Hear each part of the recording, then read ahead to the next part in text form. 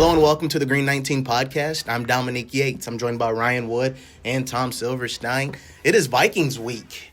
It's been a while since we've actually... A long while since we've had an NFC North game, eh? It's Isn't so that crazy. weird. It's so weird. It is Also, weird. since when are you Canadian? No, I'm Minnesotan. Oh, Minnesota. There you go.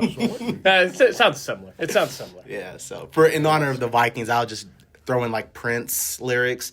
I'll just kind of throw them in every now and again. Okay. So And I will just do the Minnesota.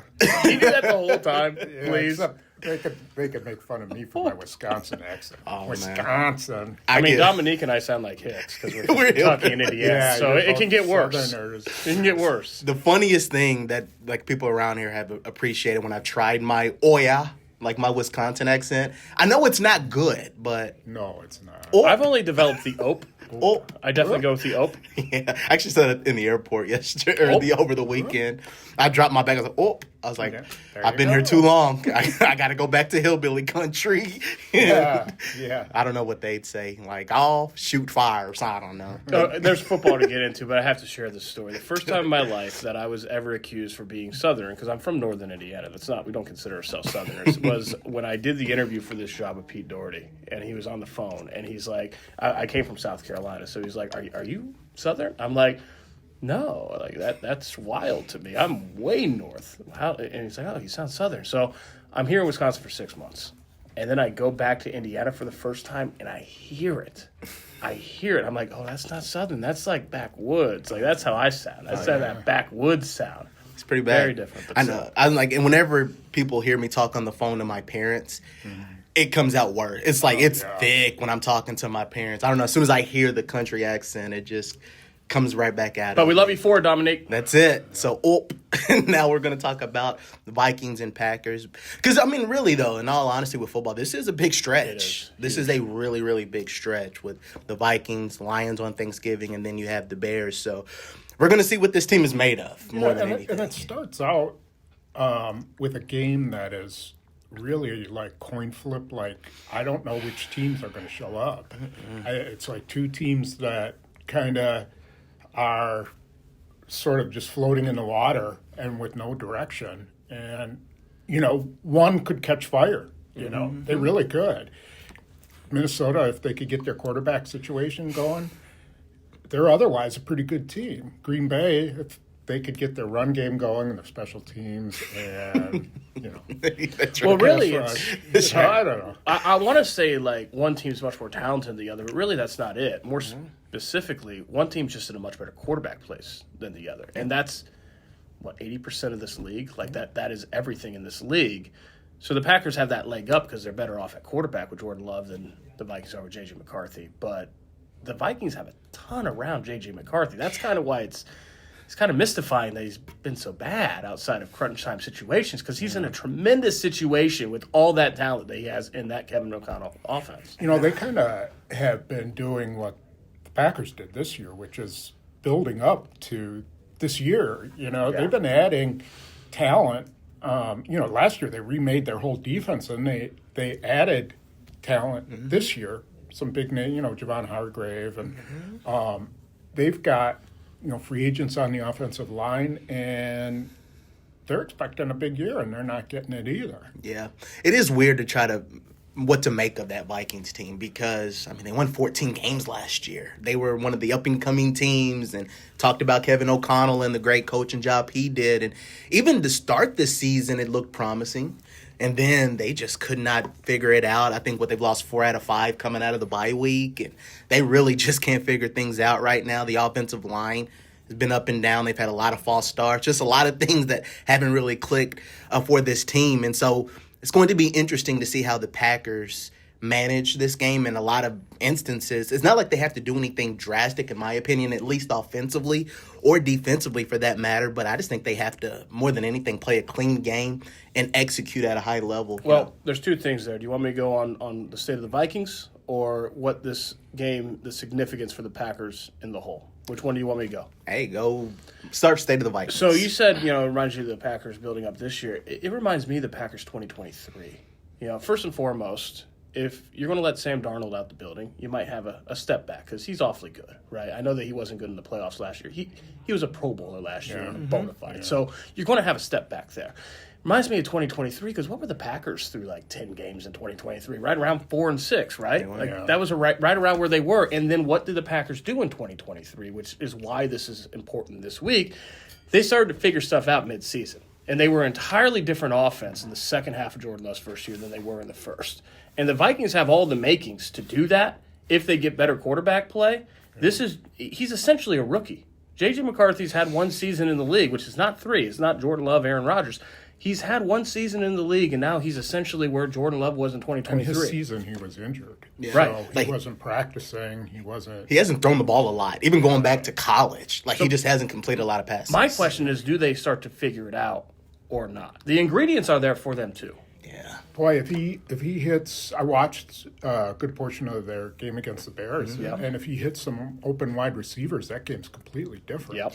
Yeah, Justin Jefferson is still getting open, and I was just looking at his stats, and of his 7 games? No, more than that. I think all of his games he's played with McCarthy, he's not gotten over 100 yards, and so then with Carson Wentz, he was much more productive. So there's something there, and you just know they're working to get Justin Jefferson the ball, and the Packers have had a hard time covering Justin Jefferson. The point that you just made is where it does differ for me from Jordan Love 2023, because I remember, I think it was the first Vikings game when they came here. I remember a play was like third down, and Jordan Love, the offensive line just broke down on the snap. He had to roll to the right sideline. He threw a beautiful pass down the right sideline, 15, 20 yards, and it was dropped. And I'm thinking, what does this guy got to do? It's not like Jordan Love wasn't ad nauseum missing wide open receivers over and over again. He wasn't playing great either, but it's different than J.J. McCarthy, who, as you said, he's missing guys left and right that NFL quarterbacks can't miss. Yeah, it's really interesting with him because, correct me if I'm wrong, I'm pretty sure he's 2-3 as a starter, but his 2 wins were against the Bears and the Lions. So and both were kind of crunch time games. Yeah. They He's were. brought it with the game online. It's when the game's not online, he's just got to play cleaner. Right, so I think that's the biggest thing. They're not going to be timid or afraid or anything coming to Lambeau Field and taking on this Packers team. They won here last year. It's just a team very capable of exploding at any second. They're a good fourth quarter team. Yeah. So if the Packers do what they always do, which is let teams hang around forever, then they could be in trouble. Yeah. That's what I'm really fascinated about if this becomes a fourth quarter game. I've thought about it all week because on one hand, there's some merit in that situation if you are the Packers pulling that out. I mean, that'd be it's something that they've struggled with this year. Their 3 losses are all by a field goal. So pulling out a close win at fourth quarter and being gut check time and coming through, there's merit there, but also you're playing with fire. Yeah. So it's just going to be an interesting dynamic. So when we look at the Packers offense, I mean, there's different areas you can attack. You can start with the running game plus Josh Jacobs. You can look at the offensive line. There's been a lot made about the tight ends and this Packers group. For you, Spoon, what's the first thing that kind of jumps out at you that you're thinking about or keeping an eye out on heading into this weekend's game? It seems like it's the same thing every game. If they could run the ball effectively, and it doesn't mean numbers. It doesn't mean they have to run it 40 times. But if they could run it effectively, and they keep facing teams that aren't that great against the run. The Vikings aren't that great against the run. If they could run it, they could get teams out of these shell coverages maybe, but at least get some rhythm in their offense. And every week it seems like we say that. And when do we see it? And so we'll see if Josh Jacobs plays. He practiced today as we speak on Thursday, but I don't know. I'm not so sure if I'm Matt LaFleur and Josh Jacobs' knee is, maybe borderline. I'm not so sure if I just go to Emmanuel Wilson and be like, this is your week. Because Josh Jacobs is the engine of this offense. They need Josh Jacobs. And you look at the schedule, this gets into the significance of this week. This schedule's hell in the final 7 games. I mean, home against Minnesota, at Detroit on Thanksgiving, home against the division leader, Chicago Bears, and then you got at Denver. And then you're home against a surging Lamar Jackson Baltimore Ravens. Then you're at Chicago, and then you're at Minnesota. Yeah.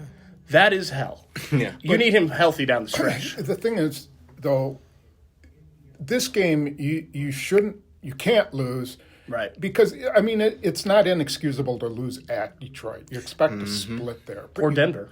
Yeah, exactly, at Denver. But you've got to win NFC North games at home. Yes, you do. Yep. And that's why I wonder if they're like, all right, we'll go in with Josh Jacobs to win this game, and we'll take whatever it deals, what cards are dealt for Detroit. Here's my thing, though. Shouldn't they be able to win this game? Shouldn't they be able to with Emmanuel Wilson? Like, he's a pretty good backup running back. I think he can carry the load for a week. I think so. I think they do have a good situation at running back. Maybe not great, but good, which is going to be even interesting. I'm jumping far ahead, but like when they bring Marshawn Lloyd back into the mix, because you have Emmanuel Wilson, who has had a good season. He ain't going anywhere. I would say he's had a good season. season. But I think Chris Brooks is one of those guys, he just does what they need. His pass pro is terrific. So, obviously, what you can get from Lloyd. But in terms of your question, in terms of this week, I feel like if you can get Emmanuel Wilson going as well, I feel like you could win the game. I think it's the best of both worlds. That's why I think it's got to be a legitimate consideration this week, because I'm not saying you sit Josh Jacobs this week to sacrifice this week. I think they should still win, should be able to win with Emmanuel Wilson carrying the load this week, because you can't sacrifice this week. You're absolutely right, Spoon. This is the game they have to get, because if the final seven, this is probably their easiest game of the final seven. Yeah, depending where Chicago goes. Yeah. We don't know what Chicago is because they've had some pretty easy opposition. But, yeah, I don't know. But here's what I keep thinking about is there was a play where right when Malik Willis came in, I think it was his first play, and he gave the ball to Chris Brooks, and he ran for like 8 yards, and he trips over the turf. Like, I'm thinking, if that's Josh Jacobs, he's scoring. And that's what they got to have probably to beat Minnesota. They can't, maybe Emmanuel Wilson can do that, but we know Josh Jacobs can do it. And I just wonder if they're thinking that way, like, hey, got to get this one. If Josh Jacobs is there, let's not mess around. The problem there is that he's been dealing with injuries for 2 months. Yeah, I know. You need him healthy at some point. And if it was sacrificing this week, it's a non-starter. I just don't think it is. Here's the thing, though. His injury is a knee bruise, and it's not, it doesn't sound like it's ligament related or muscle related. Maybe it's just a matter of playing through pain. But I agree. I mean, I just don't think he's ever going to be healthy this year. Running backs aren't. Right. Unless you're Jonathan Taylor and nobody ever touches you, for the entire season, then I don't know. Yeah. But it was fascinating because I even think, because you asked Matt LaFleur a little bit about that load management. Because, you have a guy like Quay Walker, like a Josh Jacobs. Like, okay, do you use another great point. Like, do you use them for the Vikings, or do you hold them out for the Vikings, hope they're ready for Detroit, or vice versa? So it's I guess we'll look back after this stretch and say it'll be hindsight's 2020. It's like, why didn't you use him, or why did you? So it's going to be intriguing how they handle these stretch of games. I want to address, you mentioned tight ends in there too, and I started thinking this week that they're getting very little out of their tight ends. And I know this is like anathema to what Matt LaFleur believes in, but I'm starting to think they need to be more of a spread kind of a offense where you use Musgrave, split out, you don't have a tight end in line, you have 3 wide receivers. Shoot, use Malik Willis, in the backfield. If you have to start doing things to spread teams out and get Christian Watson involved and stop thinking you can keep doing the same thing when you can't do it well.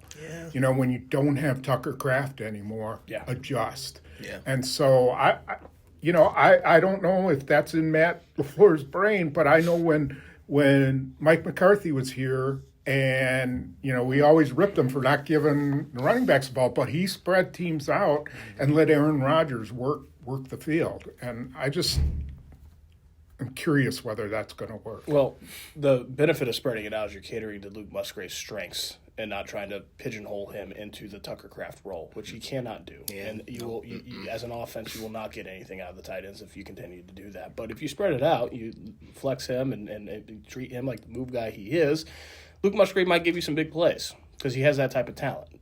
So that's the starter. Where are we at on the Malik Willis package? We still, I know we talked about it after the game. We still thinking like that there's a merit to having using that some? I think so. Because even like I mentioned, they've struggled running the ball. He is a threat in the run game. He's a good option quarterback, and maybe he's not the greatest passer, but I think his arm is, you could say, respectable enough that maybe if he catches a safety sleeping or steps up on the run, maybe he can find something like that. So I feel like there is something about him, and he finds a way to make things happen. When he has played, he's won. He's been a spark for the offense. So I think there is some little place out there for him on the field. Imagine if you put him out. Let's say you put both him and Love out on the field, and then you're like, okay, one of them is going to line up under center or behind center. All right, so let's say it's Love. Okay, well, Malik Willis can be in the backfield. You could pitch him the ball. You could have him. You could pitch it. He could throw it. There's just a lot of stuff you could do with him. If you want Malik Willis to run it, then you go and motion Jordan Love out at a wide receiver. They got to at least cover him, and then you're back into the option offense. Yeah, that's interesting to use them together. It's always delicate when you start talking about using the backup quarterback more, right? It's always that not far from there to quarterback controversy, and there is none. When I say use a Malik Willis package, I'm talking like 90-10 snaps, or maybe even 95-5. No, but let me ask you guys this question. Did you sense that after Willis came in that Jordan Love was sort of on a prove-it mission, I got to come back in. I felt like he was even before, though. Think about that first drive. He puts a laser on Romeo Doubs, and he's wide open, and he just drops it. Like, how are you going to put that on Jordan Love? There was a rope. That's fair. Yes, he was. He played one of his best games. That was one of Jordan Love's best games, but I think he was playing like that even before the injury. He was just getting drop passes. It was interesting. But the other thing that's always fascinating to me when Malik's in the game, I always feel like the offensive line blocks better at times. I don't know if that's just me or what, but it feels like, even like the touchdown drive, like they got some good push. They were double teaming well, and they can move. Part of it, they haven't prepared for option football. Fair.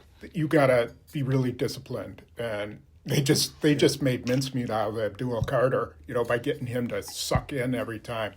But now the big thing for the Packers is now the Vikings have to consider it, and they have to work on it a little bit. And you don't know when you're going to spring it. I think you absolutely have to use it. You do. I think you have to use it every game. Yeah. The Malik Willis conversation opens the portal to a bigger topic, but it's not anything about Jordan Love. It has nothing to do with quarterback controversy or anything like that. No. It goes back to, is this offense prioritizing its best playmakers enough? 1,000%. Malik Willis might be one of his best playmakers. Yeah. Christian Watson's their best receiver. He's had, at most, 5 targets in a game in his past 4. That's not near enough. Did they not Luke learn Musgrave. anything about Tucker Kraft, not using Tucker Kraft enough? Yeah. And now do they realize how much more they could have used him? Yeah. They got to get to a point where I understand you want to keep everyone happy and there is a lot of depth, okay.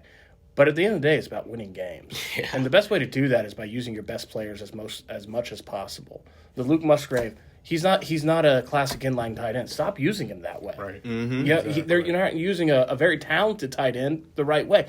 It's just you got to prioritize, and that's where Malik Willis takes me. Is he every time we've seen him, he's one of their best playmakers. Like he can make plays. Yeah. It's a question, and you wrote about it this week. It's an open question whether or not he'll ever be a starting quarterback. But he is a playmaker. We've seen that. Yeah. You got to win. At the end of the day, what do you have to do to win a game? And if you don't have your best players on the field or in best positions to win, you're not setting yourself up for success. We've talked about the weapons that this team has offensively, And there's so much that you can just be creative with and at least keep a defense guessing. I think that's the other thing. Just don't make it so obvious sometimes. Just make them think. Like, maybe if you throw Malik out there and maybe the Vikings have to call a timeout. Right. Just burn something and it's like, okay, never mind, go back to your set. Just to keep them guessing a little bit can go a long way. It's a mismanagement of resources offensively for Romeo Doubs to be your leading targeted receiver. Not that he's a bad receiver. He's not. He should be on the field. He should be part of this offense. But he's not your best receiver. Why is not your best receiver the most targeted receiver? Yeah. That shouldn't happen. It's a mismanagement. Some of that, I think, is love. Some of it is his reliance on Dobbs because he always knows where he's going to be and he's going to be in the right place. But then they got to tell him, or they got to put Watson in the number one, progression so that he's 1 or 2, and that Love is making sure he's throwing it to him. But you guys, just to make a point, you guys are too young to remember this, but when Pittsburgh won the Super Bowl back in whatever year it was. Steel Curtain? No. This is much later, when Ben Roethlisberger was the quarterback. Okay. 05. They had Cordell Stewart, who Coward. was an option quarterback from Colorado, and they switch him to wide receiver. But then they would bring him in to run, a series. And they had Ben Roethlisberger. They weren't afraid to use him. And I think he ended up Stewart made a huge play in the Super Bowl. Anyway, to your point, use what you got and don't feel like, being out of. You're not going to hurt Jordan Love's feelings, I don't think. You're not. Because like you said, there's no quarterback controversy. No. He's your $55 million guy. He has proven like he is a quality quarterback in the league. He's not getting benched. There's no like a Luke Musgrave benching situation or anything like that. It's no different than doing the Wildcat. Then you're saying, we're taking our center away from center. Yeah, we are. Yeah. I think it'll work. So as we still kind of stick with the offense, just, what have you seen? You kind of talked about the defense just a little bit. And so I want to, get your guys' thoughts on the Vikings defensively and just, what they still bring to the table, even though they haven't had a lot of takeaways.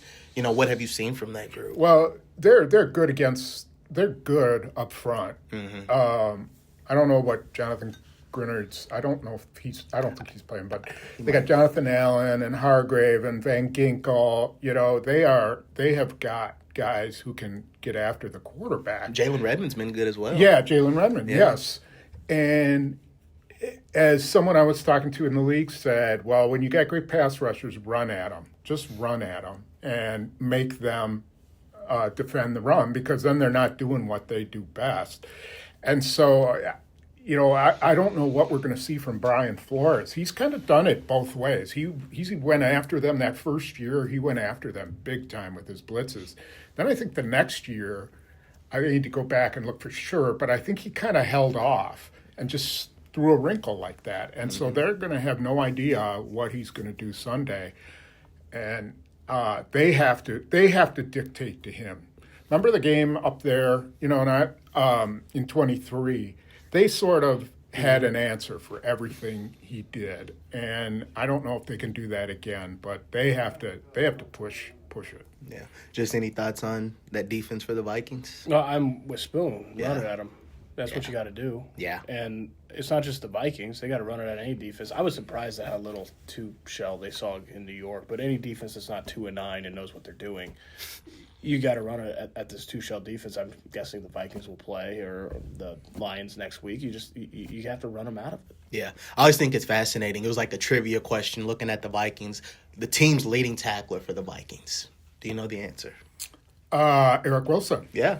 I'm about to say Eric Heard Wilson. of him. Wilson. Right. Yes. And LaFleur kind of even talked about how physical like he's played, and like he was good here as well. Special teams. He and was defense. when he's on the move. You want to run right at him. He's 225 pounds. Yeah. You got to run run a fullback at him, or run Josh Jacobs right over him. Because I'm not taking anything away from Eric Wilson. He's a heck of a athlete, one of the fastest linebackers I've ever seen. But they don't want him taking on Josh Jacobs in the hole, and that's what you got to figure out a way to do. He started showing that he could be something more than the special teams ace that he'd long been last season. I mean, I remember that PBU he had against Pittman week 2 against the Colts. I mean, that was a linebacker making that play. You don't see linebackers doing that against Michael Pittman very often. So he's good. You know, he's shown, as Matt LaFleur said, that he can be a defensive source in this league. But the Packers always took him out in running situations. They did. They went with McDuffie, a lot of the times. And, when Quay Walker was out, they were not the same team. That was a good compliment that they had, because Isaiah McDuffie is a very good run defender, does not cover well.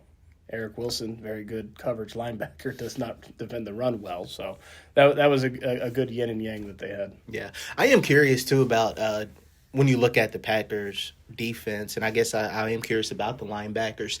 What did you see, Spoon, when they moved Isaiah McDuffie to the mic whenever Quay went out?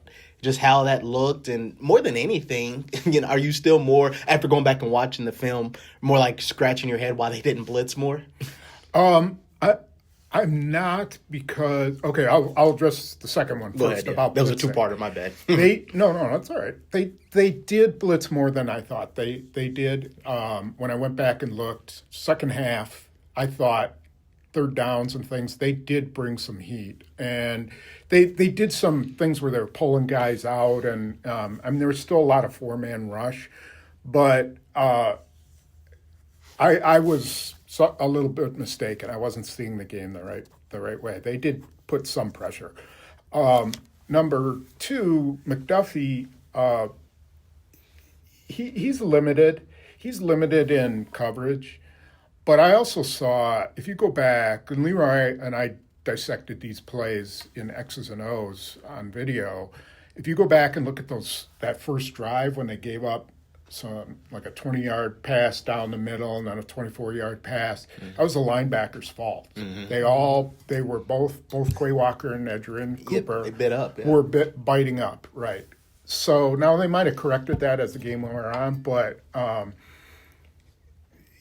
I guess my point is that they can survive without Quay Walker. It's not ideal, but McDuffie can stop the run. And, you just don't want to get him matched up with Aaron Jones. No. Yeah. I guess the way that the Eagles did in the opener last year, where they got him matched up against Saquon Barkley. Yeah. That didn't work well. Right. That was exactly. Yeah. I guess, what have you made of Quay Walker's play this year? Playing the best ball of his career. Say this was a big year for him. He's playing phenomenal. Yeah. He's balling out. He's always had the ability to go sideline to sideline. He's doing that at an even higher level, I think, this year.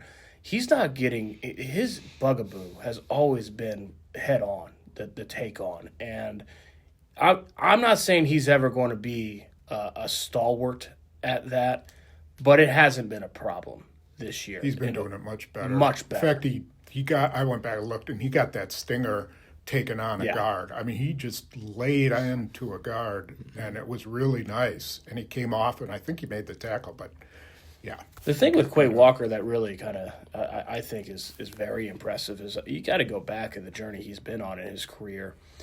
He was a social media meme in the worst possible way as a rookie. I mean, gets thrown out of 2 games and just and by his own admission, he took accountability after both at his locker after those games, but immature moments. And now he is the vocal leader of this defense, if not this team. I mean, that's how Matt LaFleur describes him.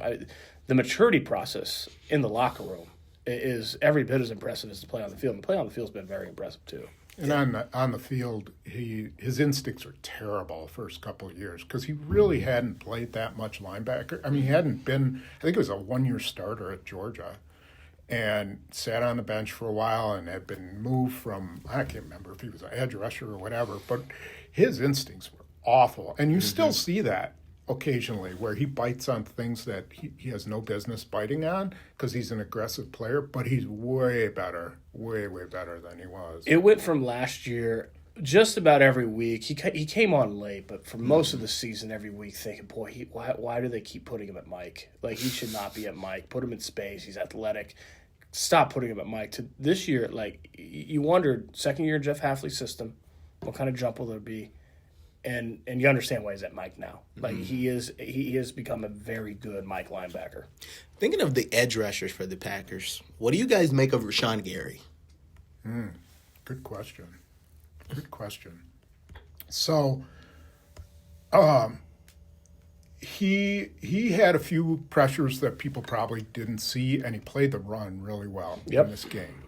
However, he was really gassed. I saw him a number of times raise his hand to come out, and he didn't play that many snaps. Now, he doesn't play a lot of snaps because he's a 100-mile-an-hour guy, and he it seems like that's just who he is. He's like a sprinter. Once he's sprinted, he's gassed. Where Micah Parsons can go, he's a sprinter and a long runner. I mean, that guy, I'm just, they're getting every dollar all he knows they is spent go on him. 1,000%. Yeah, and he's taken on guards, and he's lining up over right in the face of tackles and guards and getting double teamed, and he's just going. And he doesn't come out of the game. No. That first series, he played the entire series. And Gary was out after like 4 plays. Have you ever seen? And I'll get back to Rashawn Gary, but you have a much more vast catalog in this league. Have you ever seen anyone, maybe outside of Reggie White, ever get doubled, even triple teamed, chipped, passed on, as much as I have Parsons? not. I have not. It's mind blowing how much it happens. It's not every play, but it's close. It's a lot. Even in the run game, Yeah. he gets doubled. Yes, even in the run game. For all you want to say about he's not a good run defender, go look how many times even when they run, especially when they run at him, even when they run away, how many times he's getting chipped, doubled, even tripled. As far as Rashawn Gary goes, it's really hard to defend the run. It's physically taxing to defend the run. It's especially physically taxing when you defend the run the way Rashawn Gary defends the run. He's a very good run defender. He was a Pro Bowler last year because of mostly his run defense. Is it hit and miss in the pass rush game? Yes. That's why they traded for Micah Parsons. They knew that. Yeah. That's exactly the reason you give two first-round picks the next 2 years to Micah Parsons, because Rashawn Gary's going to have some weeks where he has maybe 3 sacks, and then he's going to go 3 or 4 without any. He has droughts. He does. Through droughts. He's we've said this for a while. He's a very good number 2 pass rusher. He's not a number 1 pass rusher. That's why you trade for Micah Parsons. Right. And I think also going back to the Parsons comment, I think it's pretty remarkable because you mentioned the double team, the triple team, the chip. Like, he's taking a beating all game, which makes the fourth quarter sacks that more impressive. Like, how are you still finding energy to still just shoot out of a cannon? It's and why make he's a plays future like that? first ballot Hall of Famer. Yeah. That's why. He's like a serpent, That's and crazy. he sees a quarterback with the ball, and he's got a straight. I've never seen anybody pursue the ball faster other than maybe Deion Sanders. Do you remember there was that screen pass where right in the middle to not Tracy, the other guy. Anyway, Micah Parsons caught him 20 yards down the field along the sideline. Yeah. He is when he turns it on. Holy crap! Yeah, I was watching some Parsons film, frankly, just because it's fun. Yeah. And I was just watching that Cowboys game, and there was a screen where he got upfield, recognized it was screen, but not before he got upfield. I mean, he almost put a pressure on Dak Prescott on a screen, and then he came back and assisted on a 2-yard tackle off a screen. Yeah. That's hard to do. Yeah, so it's pretty crazy to think about and just to see a guy take a beating but still find a way to do it. Yeah, one thing about Gary, I think when Lucas Van Ness comes back, that's going to help him because Lucas Van Ness is a decent run player and can play inside there, and I think that'll take a little bit of pressure off of him. Whether that helps in his pass rush, it might, but I don't think the middle other than. I mean, Colby Wooden's playing really well.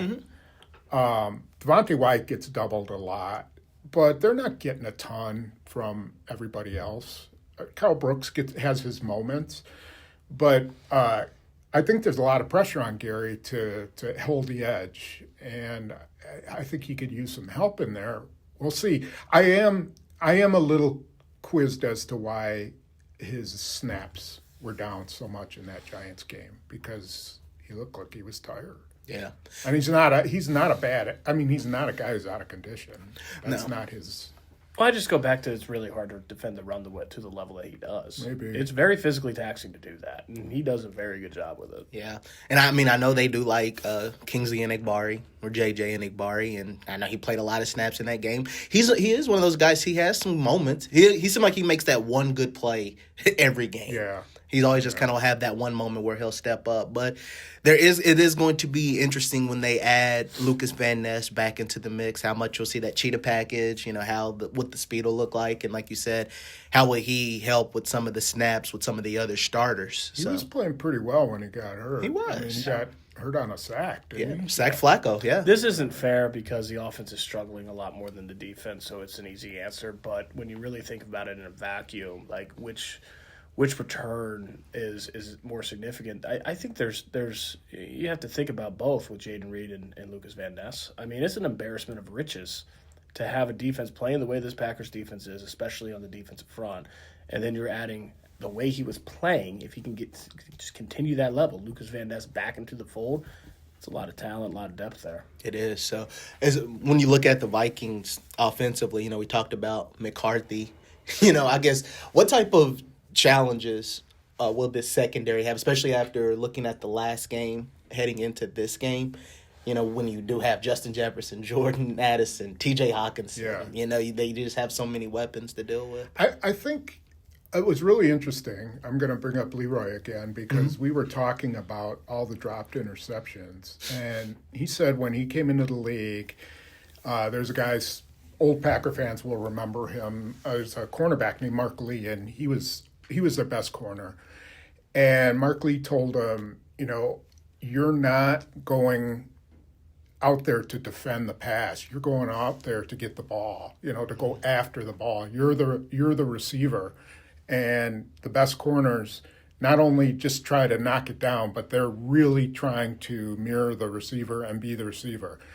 And I kind of feel like the Packers are always happy to knock it down. Now, I thought Carrington Valentine went after both of those interceptions. They were great plays. But there's got to be a mentality. Keyshawn Nixon, he's got to go up and go get that ball and not let it kind of come down to your hands. I think you have to treat it a little differently. And I wonder if they will this year. I think they're going to play a little scared on Sunday. I think they're going to be terrified of getting beat by Addison and Jefferson, and so they're going to be way off. And I don't think they'll play that kind of aggressiveness. But I think McKinney will be hunting interceptions. Yeah. Speaking of McKinney, you asked him a very good question about the secondary, the lack of takeaways. You asked him, is this good enough to win a Super Bowl? What was his answer? His answer was the interceptions will come. That was the answer. He wasn't even entertaining the idea that they won't come. Yeah. The Packers' pass defense is so interesting because by any other metric but interceptions, it's almost as good as it gets in the league. I mean, they lead the league at 6 yards allowed per pass. They're 10th in opposing passer rating. They have the fewest explosive passes given up. You don't throw deep on this Packers pass defense, which is only a few short years ago that everyone, including Baker Mayfield before he was Baker Mayfield, threw deep on this Packers pass defense. They don't do that. But you don't take away the ball either, and it's almost, everything I thought about this cornerback position is basically played out exactly how I expected it to, where they're fine. Keyshawn Nixon leads the league in pass defense. He's a fine corner. They compete on everything. They cover well. They don't blow a lot of coverages, and they have elite safety play. Evan Williams has played awfully well, and Xavier McKinney's an all-pro, maybe the best safety in the league. But their 4 picks are with those 2 safeties. At some point, I just wonder if they need to take away the football, and it'd be different. I think you could win a Super Bowl exactly like this if you had really, really high-level, efficient, high-octane offense to go with it, but they haven't had that. And so that's where the interceptions matter, is giving your offense more chances, specifically on sudden change, short field opportunities, to let them – that's complementary football. Let them get untracked. Picks can do that. Because of that, I think the interceptions matter. If not for that, it's a pretty good pass defense. Yeah. What do you make of it? Yeah, I think they don't have an alpha corner. No. They like you said, they compete. They don't give up much deep stuff, but I think some of that's related to their pass rush. Most of because it. we've seen the quarterbacks just get rid of the ball. Sometimes you'd like to see them play more aggressively, especially when the guy's getting the ball out of his hands like that. They're statistically not great in the red zone, and I think that's a weakness. Like, teams get in there, it seems like the tight ends, they can't stop the tight ends. Trey McBride got him a couple times. I would be worried about Hawkinson going into this game. Ferguson got him a couple times. That would be the one aspect of their defense that I think, like, when they need a big stop, if a team can get deep into their territory, they have a hard time, I think. So I think they're playing good enough to win. You keep holding teams under 20 points or under 21 points, you should be winning. Keyshawn Nixon's a really interesting case study because he has 14 defended passes, and that's only one fewer than he had in all of his previous seasons at Green Bay combined. So, Yeah. I mean, he's covering But very what does well. that say? I mean, it says both he's playing, he's defending the ball. It also says teams don't worry about throwing against Right, him. because he's not going to take the ball away. And that's why that's an interesting case study. That the guy that I'm most wondering about, because he's the most improved player on this defense, I think Colby Wooden's number 2, Javon Bullard. He is the most improved player on this defense. He has played extremely – he's all over the field. His speed from the slot is mesmerizing. But you'd like to see him be able to take the football away. He had a great opportunity in New York from Jameis Winston. McDuffie, right? A wonderful PBU by Isaiah McDuffie. But, like, if Javon Bullard can add that element to his game and be someone that takes away the football too, then you're starting to talk about one of the absolute best nickel corners in the league at that point. It's just that we haven't seen that. Yeah, Valentine as well. I think Valentine is playing really well. I think he's covering really well. He seems to be able to recover now on deep stuff. He used to think he'd get beat, and then I don't think he's playing quite as afraid as he was earlier in the year. But he's got to be. If you're getting the ball thrown at you, eventually you got to tell a quarterback, don't throw it my way because I'm going to pick it off. And he had that opportunity. Two. Imagine if he had 2 picks. If he had 2 picks in that game. Well, the game's totally different if they just catch the ball. Absolutely. One of those would have stopped the first touchdown. Singletary wouldn't have scored, if they got that interception. And then the second one where Keyshawn Nixon had it in his arms and Xavier McKinney tipped it, but he felt like he had an OPI that didn't get called, but it still should have been caught. They scored a touchdown on that drive too. Yeah, so that it's just going to be one of those situations when you get down the stretch. If the ball is being gifted to you, you just gotta get it. Yeah, you gotta change that momentum. What did we say in the podcast before? Jameis Winston's going to give you 4 or 5 opportunities, and I think McCarthy is too. Mm-hmm. So are you going to take advantage of him, or are you going to let him get hot? Not punish him and let him get hot. Yeah, because we've talked about it with this Vikings offense. If McCarthy ever figures it out, they could be a problem. It could happen at any game, rather. We don't let it know be this that. week. That's what I'm saying. You can't let it be out. this week because if they, play too much soft coverage and let guys get hot and get on a run, it could make for a long day. They're a potential playoff team with average quarterback play. This is a very talented roster. Oh, yeah. They could if they had average quarterback play, they could sneak into a 17 field. Yeah, so it's Sam Darnold, they'd be in the playoffs. Sure yes. Sam Darnold, he was good last year. He had 300-plus yards in Minnesota last game? Killed him last I saw my someone in goodness. Minnesota say 2-part plan with J.J. McCarthy. 1, release him. 2, sign him back and make him a reclamation project for Kevin O'Connell. Yeah, that's right. Think about it. They let Daniel Jones go, They did. too. They did. What are you going to do? You got to be just but, you draft the guy. That'd be like, the Packers. If Malik Willis goes on to lead some team to the Super Bowl, you're like, well, you're not going to. You drafted this guy for a reason. Well, it says what they felt about J.J. McCarthy, which is also why I think the Vikings are very similar to where the Packers were midway through 2023, which is the gnawing feeling is don't let him be wrong about this guy. Yeah. Because you felt enough about Jordan Love to trade Aaron Rodgers. don't let him be wrong about Jordan Love, and they weren't. You felt enough about J.J. McCarthy, let Daniel Jones and Sam Darnold leave the building. Don't let him be wrong about J.J. McCarthy. If you are, that's called a career killer. That's true. So, I mean, and it's one of those things that made sense because of the accolades in college, winning a national championship. But like I said, I think you probably had to assume he would be a project. Because even in college, he just didn't throw the ball a lot. Like, Michigan was a run-heavy team. I think the verdict's still out on him. I think it's too early to say that he'll never get there, you know? No, it's just that they plan for him to be ready this year. Exactly. They plan to be a Super Bowl team this year, I think. Exactly. So, we'll see. It's so rare, though, for a first-year starting quarterback to be there. Caleb Williams has been a lot better this year. Well, I mean, when they drafted him, they figured by year 2 he would be ready to roll. But I think even But Caleb this year they expected it. I don't know. Maybe they. But to your point, he was injured last year. That puts a wrench in that plan. It's not like he was taking scout team reps all year. He wasn't. So. Right.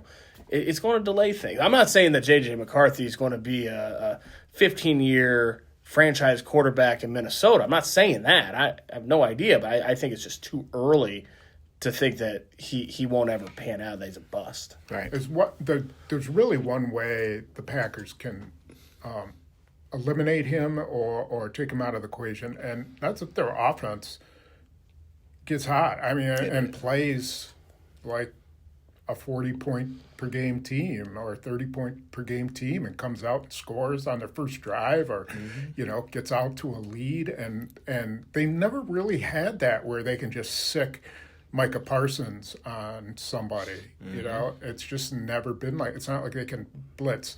Last thing is remember last year Adrian Cooper had all those – tackles for loss up in the dome, and he loves that zone read, and I'm really curious to see what they do to stop him. That's true. Well, that's the other thing to me.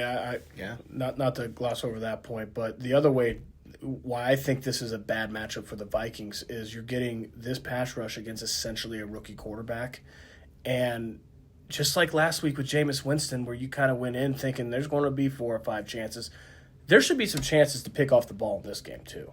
Should be. You should be able to use this pass rush to speed up a very, very green and experienced quarterback, and you have to capitalize on those. I think that's how you get to J.J. McCarthy as well. That's key. Get him off the field, get those 3 and outs, get takeaways. Put yourself in short field situations because when you do that, the Vikings defense, they can't do what they're really good. They can't fly around as much when you put them in short field.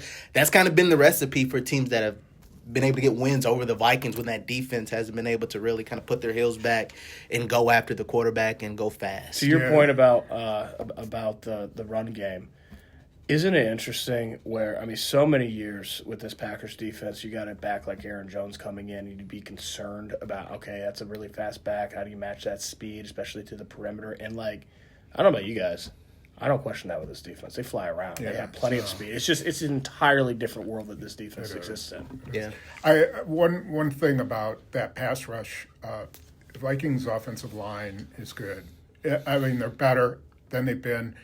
And I think they're healthy for the first time this year. Like Ryan Kelly is coming back, veteran. Brian O'Neill playing way better. Christian Darrisaw really good. So they have, Will Freeze they signed in free agency. So they have the potential to protect McCarthy. Yeah. And then it's up to him. Yeah. So any final words, thoughts, special teams? Brandon McManus kicked. LaFleur said he kicked really good. Yeah, it sounds to me like he's going to be kicking on Sunday. It sure does. It does. So unless he wakes up on Saturday with a sore thigh again. That's true. We'll see if he's healthy. Yeah, because they said he kicked really well on Wednesday. He'll kick again on Friday. See how he feels Saturday, and then he'll give it a go on Sunday. We'll see. I know. I've made my feelings clear about this kicking thing. That's true. And that who knows? We'll see what happens in the game. I think right now it really is kind of a week-to-week thing with the kickers. Like it is like for a lot of situations. Who's performing better in practice and who's healthy. That's it. My last thing is Xavier McKinney called last week's game a must-win. If that was a must-win, this is every bit as much of a must-win as the Giants. Yeah. They have to win this game because if you then drop this game at home, division opponent, goes 6-4-1. With the remaining 6 games, they can miss the playoffs. Mm-hmm. I mean, that's on the table. Yeah, it is. It's on the table, if they go to 7-3-1. Like, they got to finish strong. It's a very hellacious schedule, but they could be an 8-1 team. They could be. It's really conceivable they could be. Which would be catastrophic. I mean, my goodness, that's not why you trade your future first-round picks. Yeah, so this game is crucial, and at least for the Packers, winning week 1 against Detroit kind of puts you in a good position here. Right. So, like I said, if you can win them at home, and maybe you lose the one in Detroit, though, at least you would feel better about how you took care of the division. Well, so this really is a big game. Conversely, losing 3 games by a field goal, 2 of those as double-digit favorites, and then the tie in Dallas where you were supposed to win, the situation they're in right now, win or lose this week, is exactly why those hurt. Like, you can survive one of those.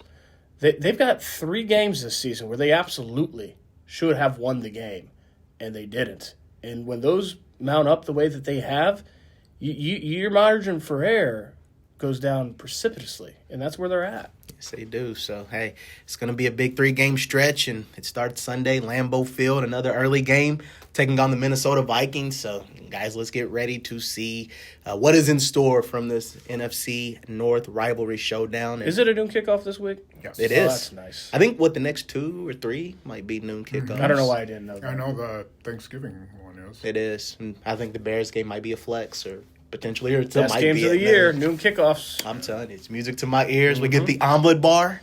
Yeah, we do. And we get to watch football. guys. Hey, I'm surprised you said it. That's I was like, usually my thing. come on, Eating Spoon, too much food. I know it's good though. It's delicious. I love the omelet bar. That's music to You me. had an omelet bar there in New York. I Veggie omelet. did Veggies. because they didn't have a restaurant at the hotel, so I couldn't eat breakfast there. I didn't have anything. Hey, So kudos to I had MetLife eat- Stadium for having broccoli to go in that omelet. That is a phenomenal pairing. It was good. It was good. The field wasn't great, and it was very windy. I was shooting a video with Pete after the game. The wind almost knocked us down. We're not, the biggest guys.